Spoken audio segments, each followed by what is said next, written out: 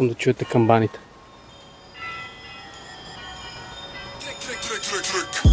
Деградация пълна. Много приятно. Здравейте на всички, Мишел Дойчинов е тук и днес ще ви покажа как да направим силово упражнение на лоста с няколко техники, които може би не знаете. Послушай камбаните, да не се напиеш на шамарите. Лягате и младите и старите, лигавите ли са на сцената, ще ви запалиме. Послушай камбаните, да не се напиеш на шамарите. Лягате и нека да започнем от същественото. Какво е силовото? Това е комплексно движение между набиране и кофичка, което вече знаем всички. Но те не трябва да са просто две заучени упражнения, а да усвоим синхрона помежду им, което да направи перфектното силово. И тук ще ви покажа моя начин, където да дадете точните сигнали на тялото си и придобиете усет към това готино изпълнение. За начало ще използваме добрите стари еластици и подсилване на нашите мускулни групи. Започваме от най-здравия еластик.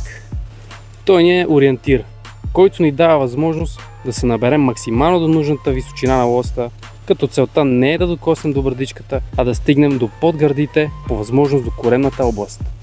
Успеем ли да маркираме тази част, веднага сменяме със следващия по-малък ластик, така докато не усетим, че привикваме и към това движение. Защо? Питате вие. Отговорът е: колкото по-високо е набирането, толкова по-лесно ще прехвърлите тялото над лоста.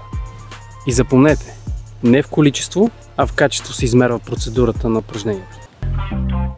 За допълнителни съвети за качествено експлозивно набиране може да видите тук и да се абонирате в така забравения канал на Мишел Дойчинов, като напишете коментар за още повече такива подобни видеа. Продължаваме напред. При вече усвоено набиране, отново еластикът е в помощ, като опитаме силовото с експлозивно набиране. На някой ще им се стори лесно в началото, на други не. За целта е да обърнете внимание на самия хват и лактите, когато се движите успоредно с тях, защото освен че играят голяма роля в крайния резултат, също така предотвратявате всякакъв вид травми за напред. Травми за напред. Травми за напред. И еластикът защо е важен? Не е важен само за люлки на децата на лостовете, важен и за нас. Той играе роля на трамплин в начална точка, а в крайна разчитате на тялото си с усвоеното синхронизирано упражнение да се вдигнете над лоста и да изкачите връх Евереста.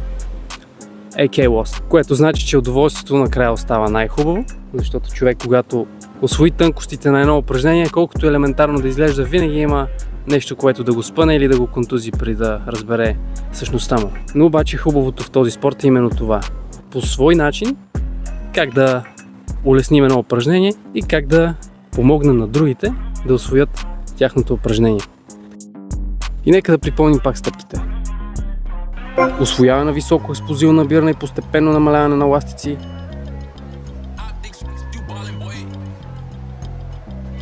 Усещане на синхронизация с еластици, докато не се укрепят достатъчно лопатките.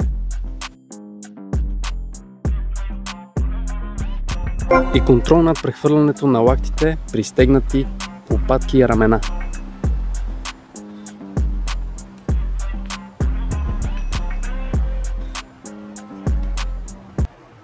За още повече такива подобни видеа след 1-2 години. Шегувам се. Не ми приемайте това, нали? Не. Шегувам се. Опитвам се да си тествам, как се казваш това, ефектите, визуалните ефекти, които са... как си да е. Продължаваме напред. Базата, драги, е ключът към прогреса. То увеличава метаболизма, изгаря калории, увеличава мускулна маса. Та мускулна маса, къде като фанеш това, директно си горе, е така, от до.